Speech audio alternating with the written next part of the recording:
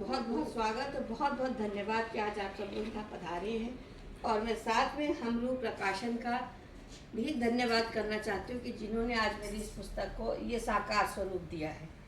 ये उन्होंने मुझे इसके लिए प्रमाण पत्र दिया है स्नेह से, तो ये सबसे बड़ी चीज़ है। और ये पुस्तक बहुत कम समय में उन्होंने हमारे लिए छाप दी है। एक दिन किसी ममता की मूर्ति एक पुस्तक छप रही थी और उसमें उन्होंने मुझे कहा था एक अपनी रचना भेज दीजिए। मैंने भेजा, उसके बाद उन्हें पसंद आई और फिर उन्होंने आग्रह किया कि अगर आपके पास लिखी हुई हैं तो आप उसको भेजिए। तो ये सबसे बड़ी कमाल की बात ये कि मेरी बहुत सी पुस्तकें छपी जिनमें कि मुझे बहुत समय लगा था, तो ये उन्होंने बहुत कम समय में छापा है, तो हमरू प्रकाशन का बहुत बहुत आभार।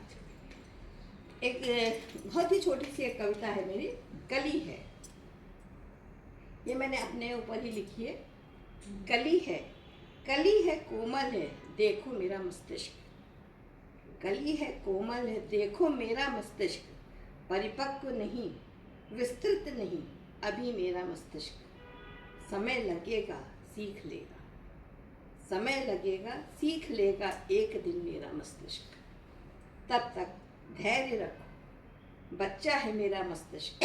प्यार लुटाओ, संवेदना जताओ, प्यार लुटाओ, संवेदना जताओ। सहनशील है मस्तिष्क, फूल बनेगा, सुगंध फैलाएगा एक दिन यही मस्तिष्क। ये एक मेरी छोटी सी रचना थी और एक मैं आपको और सुनाना चाहती हूँ। स्वाभिमान, ये खुल गई, ये इसको सुना दी।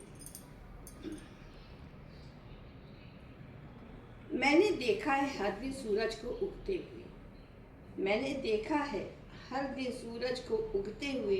शनैः शनैः लालिमा को छोड़ प्रखर होते हुए और अपने प्रकाश पर गौरवान्वित होते हुए।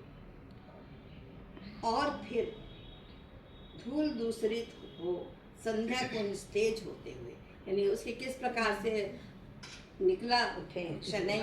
हाँ, धीरे धीरे कैसे, यदि हमारे जीवन का चक्र भी ऐसे ही होता है।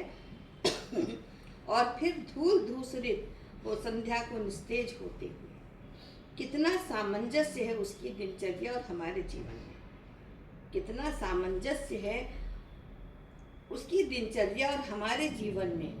बाल रूप हमारा कितना सौम्य होता है, बाल रूप हमारा कितना सौम्य होता है। दुलार मिलता है, आँखों का तारा कहलाता है। धीरे धीरे बढ़ता है स्वाभिमान, धीरे धीरे बढ़ता है स्वाभिमान। अपने को परखते हैं, अपना मार्ग प्रशस्त करते हैं। खुले आकाश में अपने को स्वतंत्र पा अहंकार से भर जाते हैं। यानी जीवन हम सबका शायद ऐसा ही चला है। खुले आकाश में अपने को स्वतंत्र पा अहंकार से भर जाते हैं।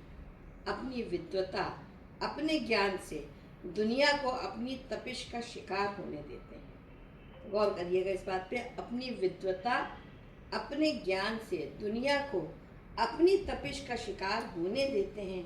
समझ नहीं पाते हैं कि ये स्थायी नहीं है, समझ नहीं पाते हैं कि ये स्थायी नहीं है। जब शक्तिशाली सूर्य को अस्त होना होता है, जब शक्तिशाली सूर्य को अस्त होना होता है, फिर हम किस बात पर दंभ करते हैं। अनुभवों की लकीरों को चेहरे पर लिए अस्त होने की प्रतीक्षा में व्यस्त रहते हैं। जो आज हम सब यही अनुभवों की लकीरों को चेहरे पर लिए अस्त होने की प्रतीक्षा में व्यस्त रहते हैं। मैंने देखा है सूरज को अस्त होते हुए, मैंने देखा है सूरज को अस्त होते हुए और चांद को शीतलता प्रदान करते। क्या